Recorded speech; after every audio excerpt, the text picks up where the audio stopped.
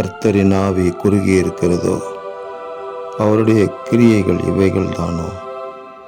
செம்மையாய் நடக்கிறவனுக்கு என் வார்த்தைகள் நன்மை செய்யாதோ என்று எங்கள் கர்த்தராகிய ஆண்டவர் சொல்லியிருக்கிற ஜீவனுள்ள வார்த்தைக்காக உங்களுக்கு கொடான கோடி ஸ்தோத்திரங்கள் உண்டாகட்டும்.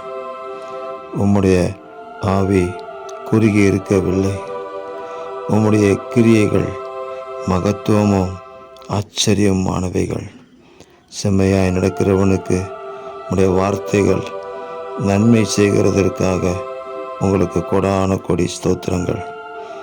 கர்த்தருடைய ஆவி எங்கேயோ அங்கே விடுதலையும் உண்டு என்று எழுதப்பட்டிருக்கிற வேத வாக்கியத்தின்படி கர்த்தருடைய ஆவியின் கிரியை பலத்த விதமாக இந்த பூமியிலே எங்களை கொண்டு வெளிப்படட்டும் என்று நாங்கள் ஜெபிக்கிறோம்.